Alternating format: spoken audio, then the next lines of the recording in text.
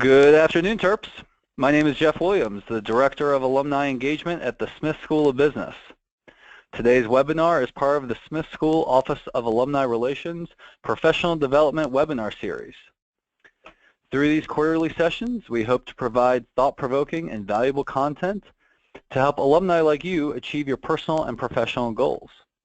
Past topics have included influence at work, the science of getting what you want, declutter your work life to increase productivity, and today's topic, channel your inner warrior for success. During the webinar today, we encourage you to use the chat box to share any questions or comments you may have for the presenter. Please feel free to submit questions throughout the session, and our presenter will answer them as often as possible. And who is our presenter? I am pleased to introduce Elizabeth McCourt. Elizabeth is a certified executive coach through the Coaches Training Institute, as well as being certified in the Hogan Leadership Assessment and in systemic team coaching. She works with high-level individuals looking for both a practical and holistic approach to advancing their communication and leadership capabilities by harnessing their strengths and identifying their triggers so they can effectively achieve their goals. Prior to forming McCourt Leadership Group, she was a top-ranked executive recruiter in financial services for 16 years, working with Wells Fargo, UBS, and Ameriprise, among other clients.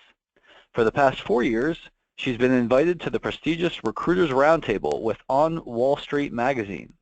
She also writes regularly for On Wall Street magazine, in addition to publishing elsewhere. As a speaker, Elizabeth has presented at many conferences, the U.S. Army Recruiting Battalion, and also gave a TEDx talk entitled Why You Should Spill Your Secrets. Her style is both practical-minded and creative, allowing clients to really push their limits to find their most courageous style of both resilience and leadership. Elizabeth earned her JD from Loyola University and earned her undergraduate degree in finance from the University of Maryland Smith School of Business. Elizabeth, I will now turn things over to you. Thank you so much for the introduction, Jeff, and thank you everyone for being here today. I just wanted to say that University of Maryland really played just an important role in forming the person I am today, so it's with gratitude that I'm able to be with you here on this webinar. And I just want to tell you, being a leadership coach, I always say wherever you've been brings you to where you are today. All the experiences in my life have really formed the person I am today and the career that I have. When I started at Maryland, I started in politics, worked on the Hill, went to finance, worked on Wall Street, law school, and then I did an unintentional jag back to New York as a headhunter. And all the while, I have to say my philosophy was really one of really being able to connect with people. And so coaching has been a thread throughout my career that it's something natural to me, and I use it on myself. I sort of practice the growth mindset for myself now, and in that basis of positive psychology, I'm able to utilize this mindset and not only help myself, but help other people too. Now, before we dive into the topic today, I just wanted to tell you just a little bit of what coaching is and is not from my perspective. What is coaching? So quite simply, coaching is really about improving performance. I feel like anyone who has an open mind and is interested in improving themselves or achieving a goal can benefit from coaching. You know, athletes use coaching. I think that's what a lot of what we think of when we think of coaching, but really anyone can utilize this to help push their limits. There's a difference between coaching and therapy, and I always like to tell people this so they have a perspective of it. You know, coaching actually takes you where you are today and talks about where you want to be in the future, what your goals are, your dreams, your desires, what you're driving towards. Whereas we utilize some of the life experience that we have, we take it with us. Unlike therapy, we're not diving into the past, so it's very much a future-oriented activity, asking questions to really push someone forward. And that's another thing about coaching. It's really a collaboration between people. It's not consultation. I'm not telling someone what to do in coaching. I might not even understand all the nuances of what someone is doing, but together we can ask those powerful questions and really dig into whatever it is the person wants to achieve. So like I said, so it's different than, you know, me saying you should do this, this, and this. And maybe, actually, maybe that's what a friend might do. A friend might say you should do this, this, and this, and you take their advice or not. And in the coaching relationship, it's I'm not an interested party. My only goal as a coach is for you to achieve your own goals. So it's without judgment. Another thing I just love about coaching is that it's really about, you know, pushing yourself forward, because really, you know, how can we, I love this quote, how can we really get to the other side of what we're doing unless we're fearless in our pursuit to, you know, to take some chances. I'm sure some of you on this have heard the terms emotional intelligence, positive psychology, and maybe even a mindful leadership. And in a nutshell, it's really about being more insightful about yourself and who you are, and gaining that emotional intelligence of how we both impact ourselves, the people we come in contact with, and then in turn how we impact the world that we live in. And I like to tell people that it's holistic. You may have a business goal, but who you are as a person plays a part in that, and vice versa. So who you are as a person will reflect on who you are in business. So in order to get a really great picture of coaching and who you are and what you're going to be achieving, you have to understand who you are as a person, both in your personal life and your business life. And to go along with this quote, one thing I really like to focus on, and I think Jeff mentions that, is our own resilient nature. Because by taking chances and making mistakes and failing, we learn to become more resilient in our lives.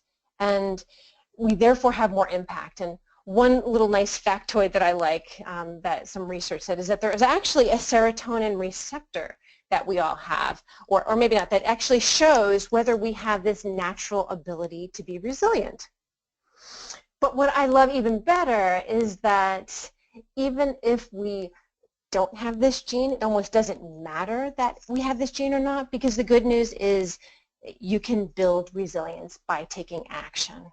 So by every action we take, even if we fail, we really learn something that we can apply next time. So what I really want us to do with, you know, channeling your inner warrior success is just have, you know, have a little fun and see if you can get uncomfortable with some of these and try them anyway, either here or, you know, reflecting afterwards. There was a handout that I recommend you click on after the seminar, and it kind of goes through things so that you can have some reflective moments. And I just want to know, for anyone that's listening just in audio only, I'm not doing any charts or graphs, so by not seeing the visual, you're not missing too much. So I want to tell you a little bit of story. We all have our own stories, and I'd like to tell you a story about how I used my inner warrior in business. And I made a mistake that if I hadn't used my inner warrior, it may have turned out differently. So can you guys relate to maybe sending a text to the wrong person, maybe answering a phone call inappropriately? You thought it was a personal call, it's actually a business call. Maybe even you CC'd or sent an email that you shouldn't have to someone. Well, if you've had any of these things, then maybe you can relate to this. My husband and I were traveling on an overnight flight out to Honolulu, and it's when I started my business. We weren't sitting together, we were sitting separately, and he happened to sit next to someone that I had done business with his company in the past and was actually really interested in doing business with in the future.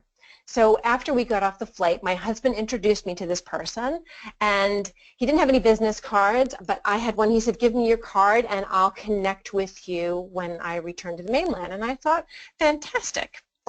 So I go on my vacation. In 5 days, I start to think about this interaction, which actually was a great way to start a vacation, having this interaction. but he hadn't emailed me. And I thought to myself, gosh, those negative voices in my head really started to have a good time there. I thought, maybe he was lying to me and maybe he didn't want to contact me. Maybe I should contact him, but, would that be too aggressive? And then I thought, gosh, oh my gosh, I had a manicure card in my wallet. Maybe I gave that to him. And then I thought, impossible. Just relax, have a good vacation. But in a few more days, he still hadn't emailed me. And I got to thinking, maybe I better take matters into my own hand. And I went to my wallet just to see if that crazy thought about the manicure card had actually happened. And sure enough, I am pretty darn positive that this executive now has a card for a free manicure in New York somewhere. And I thought, oh my gosh, you idiot, how could I have done that? How humiliating. He's never going to want to talk to me. I'm going to have to explain this. And then I thought, Elizabeth, stop. And I got a hold of myself, and I kind of tapped into that inner warrior, my inner strength, and said, you know what? I can use this to my advantage. I've got a good sense of humor. Maybe he has a good sense of humor. And maybe having this joke between us about the manicure card will, segue to a conversation and anchor our relationship. We'd always have this to remember. Or maybe we'd laugh it off. Maybe he'd mention it and we'd have a good chuckle. Or maybe I would just ignore it and I would use our mutual contacts to find his number and I would just proceed as if nothing happened. And that's exactly what I did. I did find his number. I did reach out to him, and maybe he didn't have as good a sense of humor as I did because he never mentioned it, and so I never mentioned it. But we started our relationship. We had some conversations, a proposal, and it worked out. But if I had not sort of tapped into that inner strength and stopped myself, then maybe I would have let an opportunity pass me by. And so I want to give today just a taste of the strategies that I've used personally and that I use with my own clients to really tap into that inner warrior and inner strength. So the goals, I just want to give you just a little basic of what we're going to do today. And like I said, we're going to touch on these and you're going to think about them. And I encourage you to play with some of them. And if you have questions, please put them in the chat box. Email me afterwards because this is part of having fun. Coaching is actually pursuing your goals, but also having fun. So what we're going to do first is we're going to define those essential values, just that basic ideals and ideologies of what's important to you. I'm going to explain that in a little bit. And I want you to acknowledge the negative voice in your head so that you can control it. Because I don't know about you, but I've only met one person that says to me they don't have that voice, but everybody else I work with and come into contact to has some version of that voice. And then the last thing I'd love for you to start developing your own inner warrior so that you can utilize its strength for yourself and whatever it is that you're trying to achieve. And lastly, everyone has a photo like this, don't they? But remember to have fun. Studies have shown that having a little fun and being creative, getting out of your comfort zone, and being willing to make mistakes is actually a way to maximize leadership potential. So I'm going to say even if you're a brain surgeon where you certainly can't make mistakes, it's still important to develop that mental agility so that when complications arrive, and we know they all do in life, it never works out in a straight line, but if you have these skills and can think a little more creatively, then you can pivot. And that's really important. So what are your core values? So there's a montage here. There's also on the handout where I make it so you can read a little more. So core values are really what gets you up in the morning? What is really important to you? What's something that that if you ask someone, they would say, you're this, this, and this. And I'm going to tell you, if you're having trouble with this concept and it's not coming to your head immediately what your core values are and what's very much a part of you, to ask 3 friends that you trust. Just say you're doing a little experiment, and if they had to describe you in 3 words, what would that be? And my guess is that they would actually have some similarity and there would be some continuity there. So, you know, this is really also about what you fall back on when you make decisions. I mean, if I had to tell you about my core values, I would say that for me, it's positivity, resilience, and honesty, and those are really very much who I am and what I fall back on when making decisions, both personally and professionally. So you could see that even in my situation with that manicure, when I took a step back, I fell back on these things. I made a mistake. I thought that, you know, I could be honest with myself about what the mistake, what the value wasn't as big as I thought it was going to be, and I could have a positive attitude. I could either joke around about it or I could just move forward. So humor is also one of my core values, as you may have guessed too. But what I also don't want you to do is, I don't want you to judge what your values are. I mean, they could all be nice. We could say, you know, very academic, very mental. But if your core value is money and that's what drives you, there is nothing wrong with a practical value. We all have to make a living. We all have to pay bills.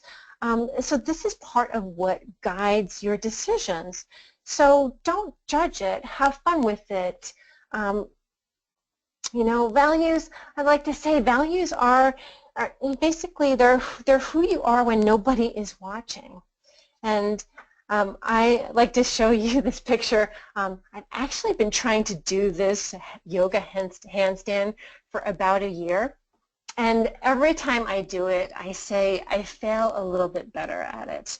And this isn't a diss on myself. It's just saying we all have the opportunity to kind of get out of our comfort zone. And, you know, this is part of my resilience. And, you know, making that mistake and doing it over and over again is actually the physical manifestation of the value that I hold dear, and that value is resilience. So for me, it's never a fail. Maybe I did it a little bit better. Maybe I didn't do it better. Maybe I had a bad day.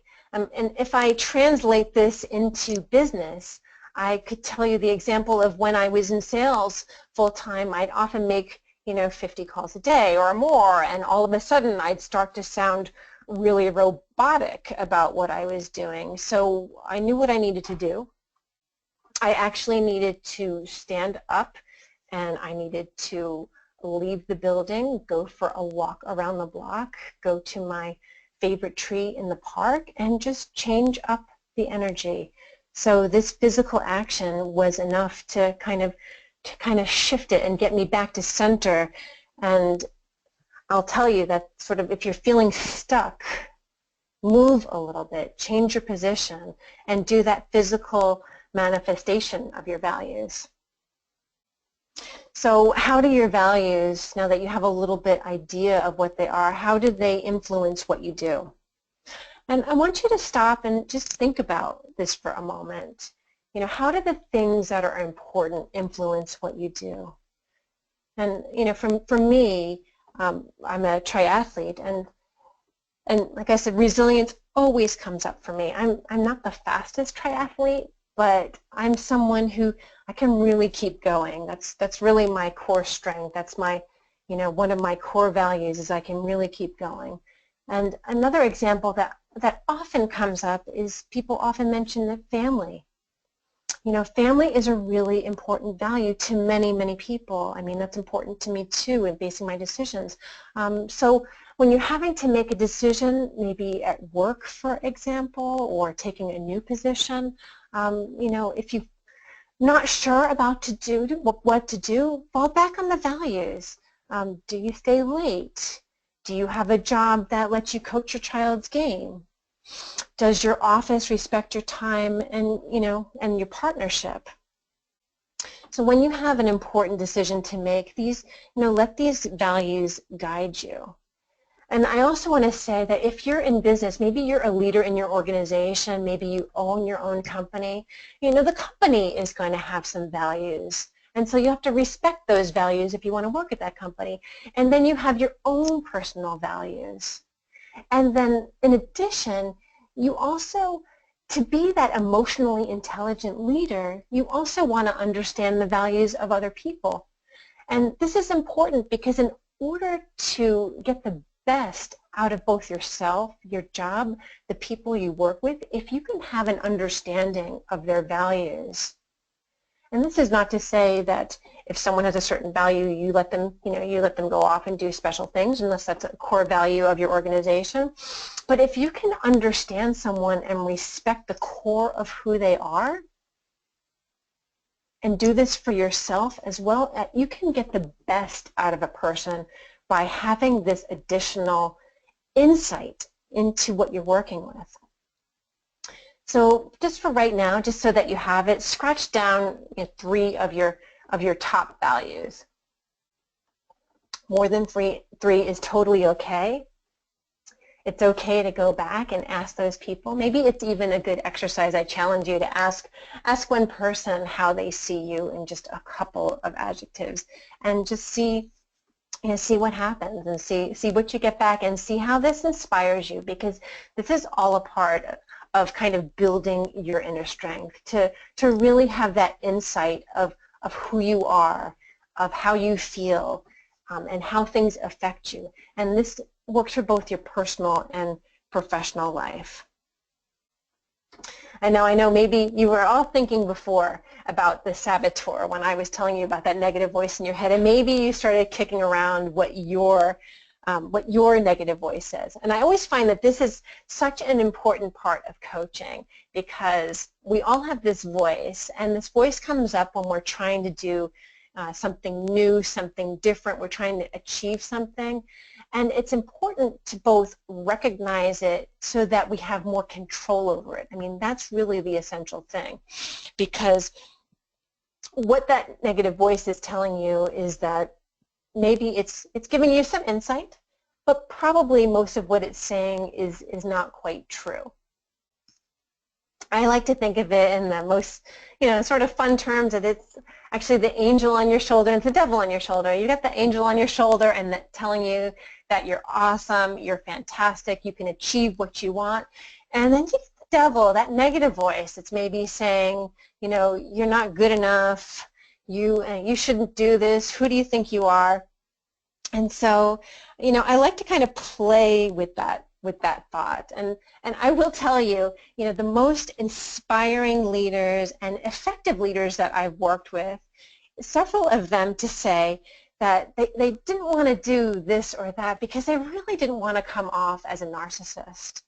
And it's funny because, trust me, if you're worried about being a narcissist, you're very likely not a narcissist. So this was part of their negative voice, this sabotaging voice telling them what they, basically the insecurities, or they're not strong enough.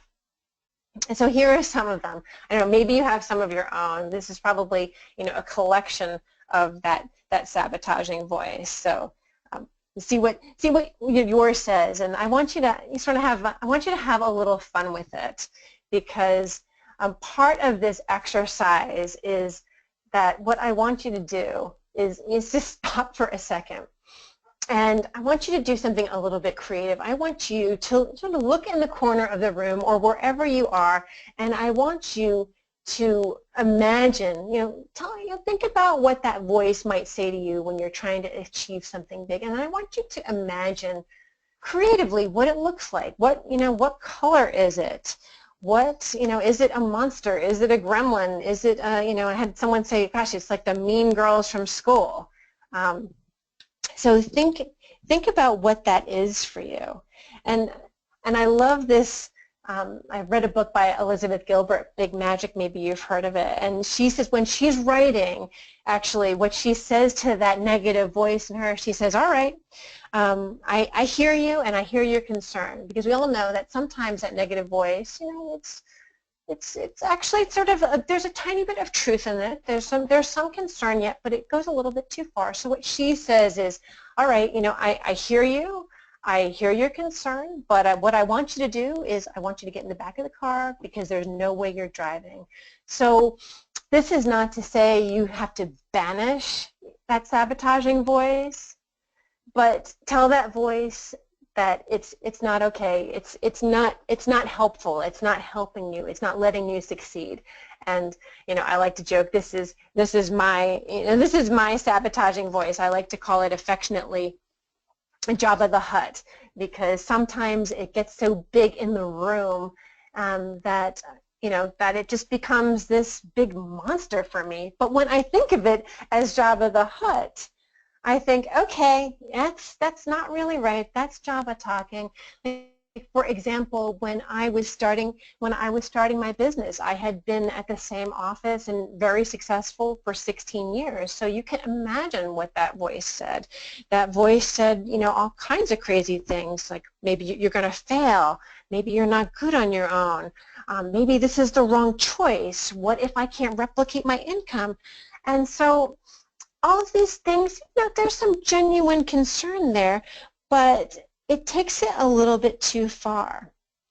And when I go back and I think about the values that are important to me and what I really know to be true about myself and how I handle things, I can actually tell the voice to stop, because I know for the most part that voice is just wrong, is just trying to scare me. And the voice does come up when you're doing something big, whatever that is for you. So think about what your voice looks like. If you're kind of giggling and laughing and you're thinking this is ridiculous, good. That's part of the point, because when you make it into something, then you can control it. I would even recommend with one of those friends that you maybe think about asking to help you with your values, ask your best friend or someone, talk to them about that voice in your head, and maybe make a bargain with them, because I bet they have a voice too. And say to them, when I start talking through that voice, or that voice is coming up, can you do me a favor? Can you just call me out on it? Because I do this as a coach with clients. I said, am I talking to your sabotaging voice today? And then we laugh, but it's true. And then we can eliminate that voice from the conversation, or at least have better control of it. And so you can do this yourself with a friend of yours. And that can be very, very helpful. Now we're going to go into the fun part about this inner warrior. And, I like to say, does everyone have an inner warrior? And I say, yes, everyone has an inner warrior. For me, it's a warrior. Sometimes in what I do, I need to be more aggressive than I'm comfortable with. So for me, it's very helpful to have a warrior. And I actually do have a collection of warriors to look at. It's just fun for me. But for you, maybe that's not connecting for you. Maybe there's no warrior. Maybe you're already very aggressive. Maybe for you, it's a peaceful warrior. Maybe it's a wise person. Maybe it's your best self. Maybe that works for you. Maybe it's your inner CEO. I mean, I have a client, actually, an entrepreneur, and he actually is the CEO of his own company. But we also talk about that external version of this being the CEO and the internal inner CEO. So, for me, I need a warrior. For you, maybe it's something different. So I think that's the thing here. So channeling your inner warrior, what is it for you? So the tips to finding your inner warrior. I want you to kind of maybe close your eyes for a second and just think about a moment in time where you felt really fantastic. You felt powerful, you felt strong, you felt like you nailed it. And this could be personally or professionally. Maybe in your personal life you achieved something. Maybe in business you closed a deal, you got a great job. Or maybe it's even you were on vacation and you felt really free and adventurous. So think about that time and who, who was there at that time? What part of you really came out? So sort of a pinnacle moment. And then I want you to think about, if you had to, once again, draw a picture of it, what would it, what does it look like? What does that voice, what do you want it to look like? Is it, like I said, is it a warrior? Is it, a mountain, a person on a mountain? Is it, it's a sailboat, or like whatever it is for you, just, be creative, whatever comes up. And then what I like to do, and I tell people to do, is find a picture of it that inspires you. Like I said, I'm kind of addicted to warrior pictures, and maybe for you, I have one client that it's really, it actually is top of a mountain that inspires them. So that's what I want to do. Just take some time, put it on your phone so it's something that you see every day, or put it on your computer. And this can be really helpful in sort of gaining that connection. And now this is the fun part. Remember I talked about the physicality of it? Well, what's your warrior stance? So I don't know if some of you have watched Amy Cuddy's TED Talk about the power pose, but if you're in a place now that you can stand up, just stand up out of your chair, shift that energy. Maybe in your car you can't do it, but I want you to stand how your warrior or your sage or your inner CEO might stand. What is it for you? What is a powerful pose?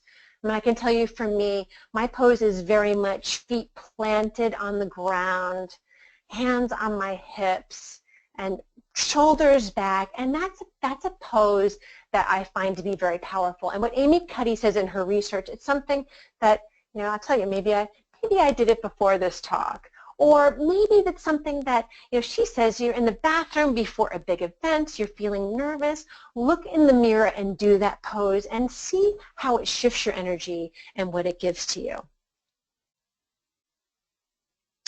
And then we talked about energy, and I don't mean this esoterically, but how does it make you feel? I mean, do you feel strong? I mean, sometimes I clench my fists when I'm trying to channel my inner warrior because I need to feel powerful and more aggressive, and this helps me get there.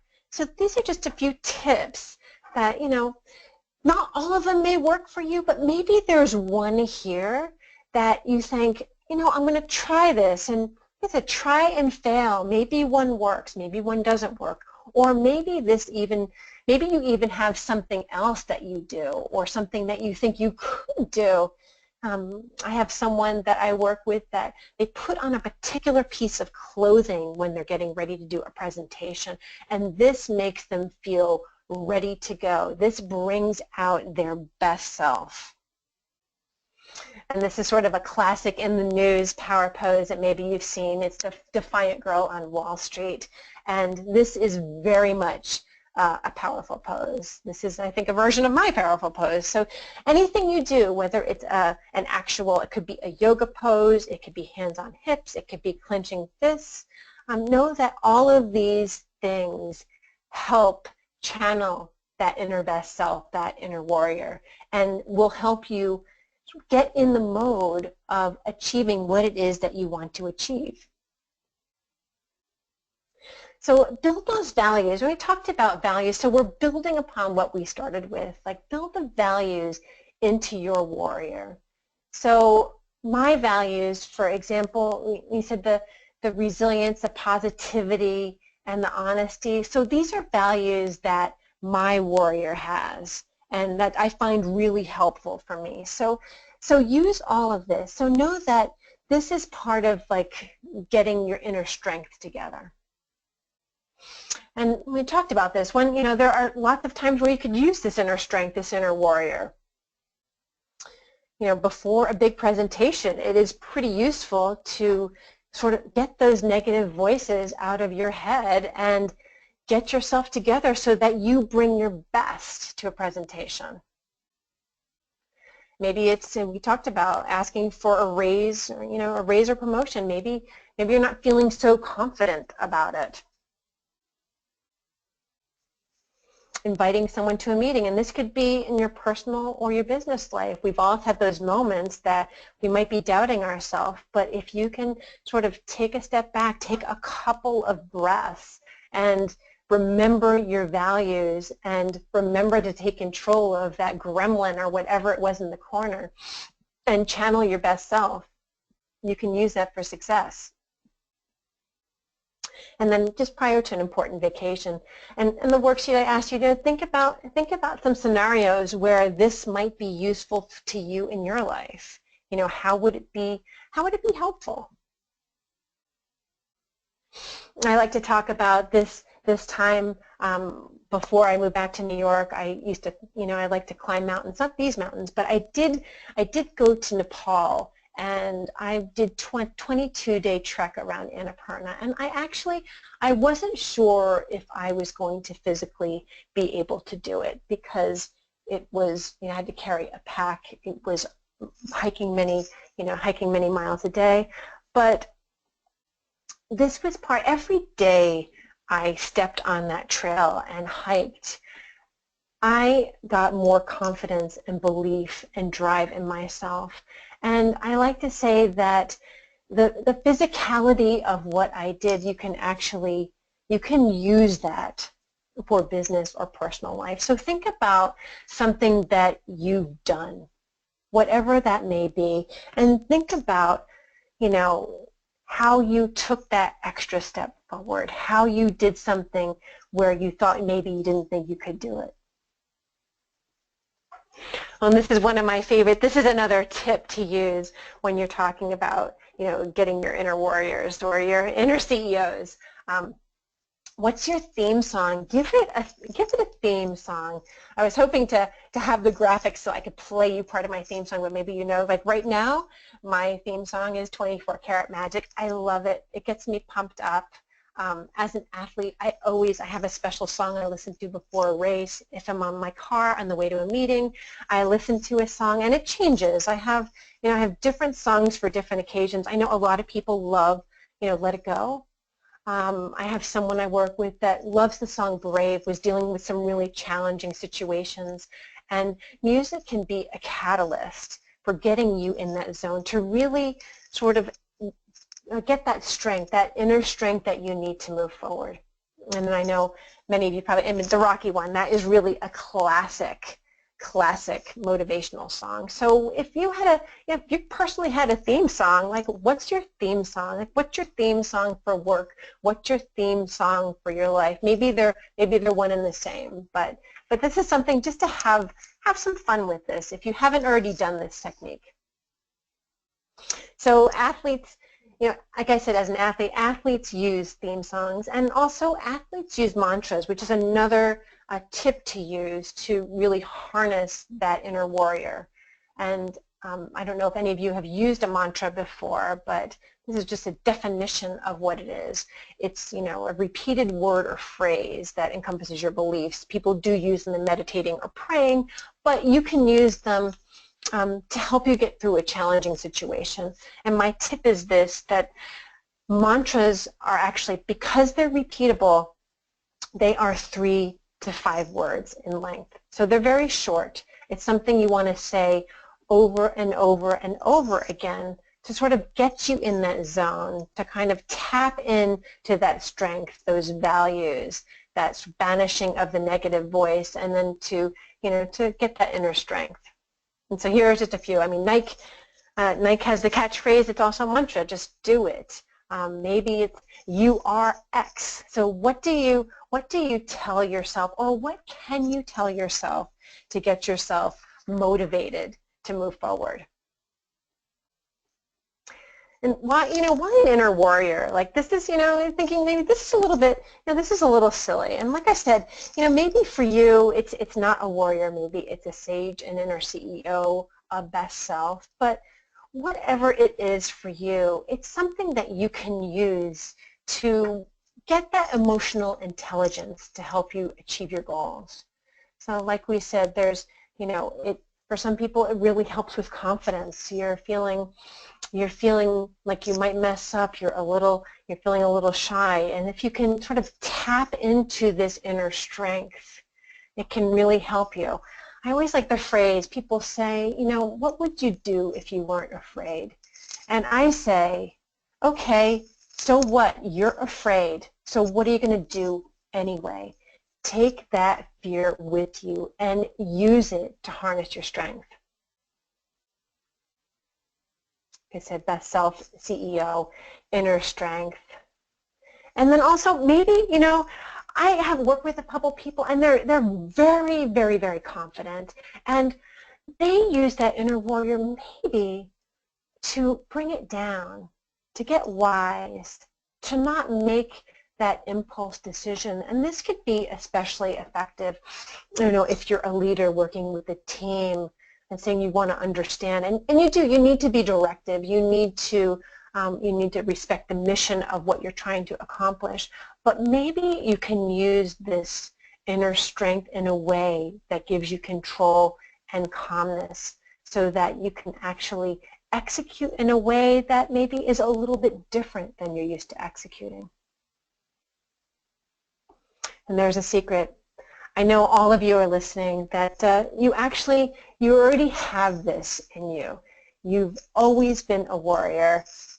So bring it forward.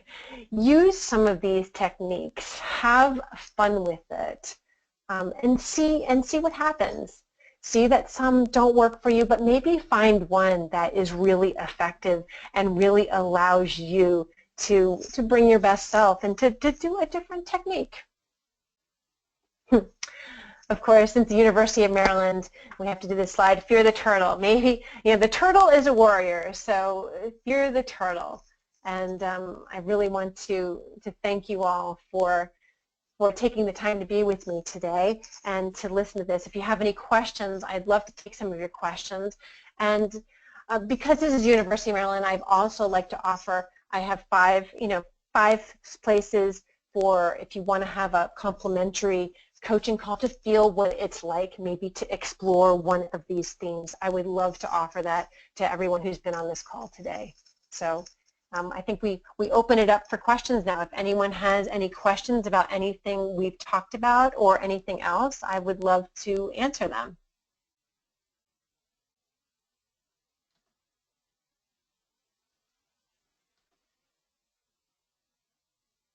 And if you don't have any questions, oh, I think I do have a question here. No, I think we don't have any. I don't know if we have any questions. Jeff, did you have any questions here?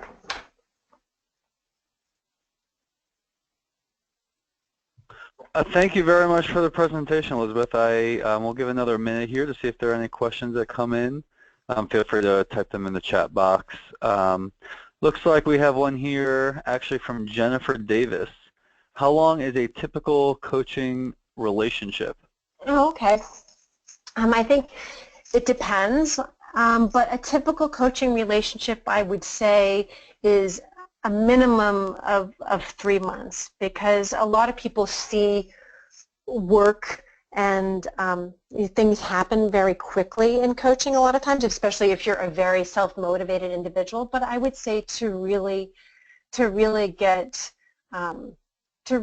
the most out of the relationship, I would say at least 3 months, if not 6. And I wouldn't be talking to someone every day. But this would be like a once every 2 weeks is a typical kind of coaching relationships. And then we have another one. Oh, thank you for being on there. Yeah, got another one.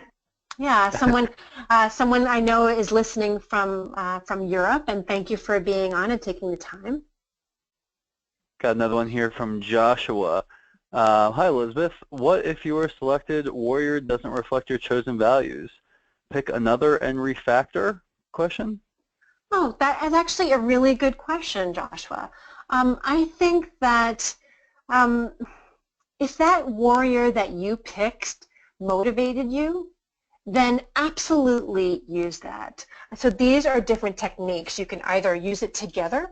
Maybe your warrior is one and the same, but maybe you have 2 warriors. Maybe, you know, sometimes I show a picture of a very aggressive warrior, and I think they honor my values, but I'm going to use it to inspire myself. So don't judge what you've picked. if that's working for you, use it, play with it, and see what happens.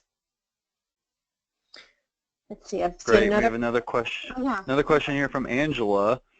What is the most typical hurdle for someone you'd coach? How do you overcome?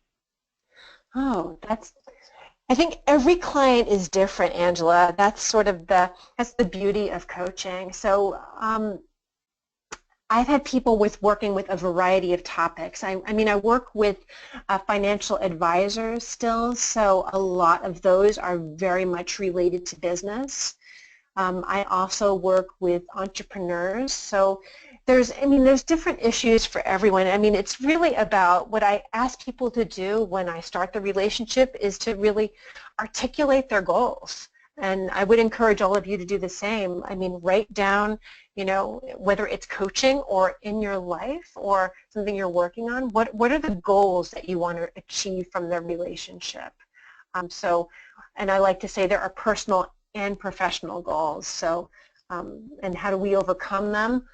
We work on them. We work on them collaboratively, which means I'm not in the position to give advice to someone, but what I'm there to do is to really push someone to explore their edge of what they're willing to do to accomplish their goals. Thank you. Great. We have another question from Amy here. Do you only coach high-level executives or do you coach others?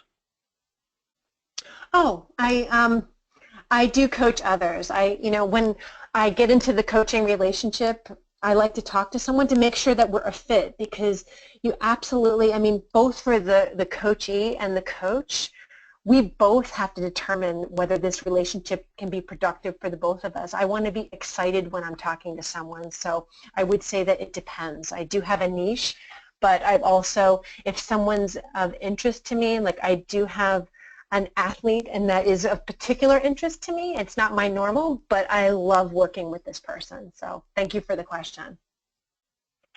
And we have a question here from Terry. Any additional tips for overcoming fear and taking the first steps? Oh, yeah, overcoming fear. I would say try some of these tips. And what I like to say, and I say it for myself too, Terry, is if I'm feeling a little bit scared about something, I'm probably on the right track. So do something, I would say do something that scares you. Find someone that helps you be accountable to yourself. Maybe for you that could be writing it down.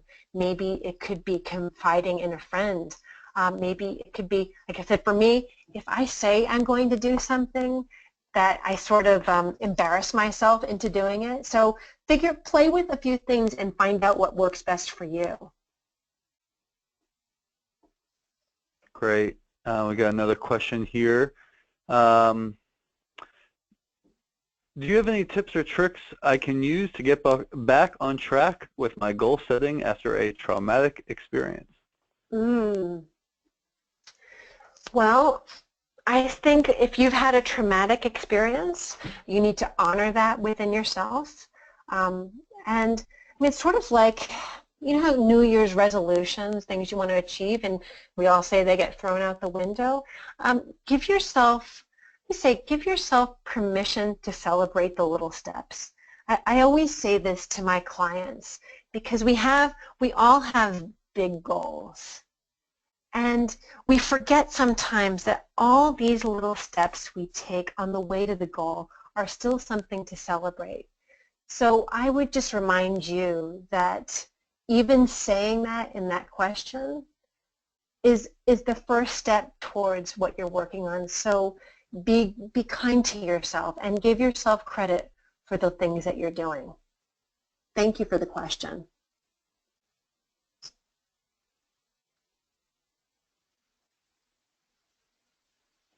Let's see, do we have any more questions? I have another question here from Ray. How would I prepare for a coaching session to get the most out of it? Oh, let's see. I think just a couple of things. Have an open mind. So coaching, like I said, it's different than therapy, but it's definitely, me personally, there's a lot of different kinds of coaches. So you should actually, maybe talk to one or talk to a couple and see what might be the best fit for what you're looking to achieve. But really, it's about coming in with an open mind and just being honest, because if you hold back in the conversation, really you're only hurting yourself. So know that this, from my perspective as a coach, I always say I've really heard it all. I don't judge. So whatever it is you're trying to achieve, that's what it is for you. The coaching is not about my agenda, it's about your agenda. So just be honest with yourself and write down, like I said, think about things that you want to achieve, maybe something you want to change, a commitment that you're going to have to yourself, and so that's it. But it's really about having an open mind and wanting to actually be accountable and do the work, because a coach doesn't do the work for you. They stand next to you as you do the work and help inspire you and keep you accountable. Great, and we'll do just one or two more questions here. Elizabeth, any tips on how to not get overwhelmed? I start out well, but get scared midway of accomplishing my goal. Oh, I know. That's a hard one. I think you're right. It's easy to get overwhelmed. I get overwhelmed myself. And I would say similarly to that other question, um, you know, appreciate and honor the little steps that you're taking. I mean, we all have, I can be impatient. I want my goal to happen sooner, and so that it gets scary, and so it's really about trusting yourself and celebrating the little steps, and maybe even some of these tips today I would recommend maybe some of the overwhelm, like, is it that sabotaging voice? Like, is that sabotaging voice, like, for you, making you scared? Like, think about that and think of what you can do to recognize that and, honor that fear, but don't let it drive the car. Great, and we'll just do one more question here. Sorry, we've had a lot come in, so trying to get as many as possible. This is a question from Rachel. How did you make the transition from your previous career to coaching? Good question. Very, very carefully. I'm teasing, Rachel. It's actually interesting. I'm kind of addicted to education and always want to challenge myself. So I actually got a coach myself because I was just interested in achieving some things and kind of exploring exploring my own edge and pushing myself more than I could do with a friend. And so when I started doing coaching, I actually thought it was amazing and realized that this was what I love to do. So I worked to get the certifications, because that's part of me and part of what is important to me. So I did the certifications to really to make that happen, and then I did end up leaving my career of 16 years and start my own business, which was really scary and exciting, as I said. But I have no regrets, and I couldn't be happier in what I've done. Great. Well, thank you so much, Elizabeth. This was a fantastic session. And you said that it would be the first 5 people to email you. You would do a complimentary session. Mm-hmm. Is that correct? Yeah, absolutely. Yeah, to really thank everyone for taking the time, and to thank you all for for having University of Maryland and having me on the call. Well, thank you for doing the call and the webinar today. We really appreciate it. I think it was a fantastic session. And thank you to all of our Terps who attended today's webinar. We hope you'll join us on March 29th for our next session, Small Business Marketing, Creating Customer Love. A recording of today's webinar will be posted to the Smith School alumni website and emailed out to all of our RSVPs and participants in the next week or so. Have a great day, and go Terps!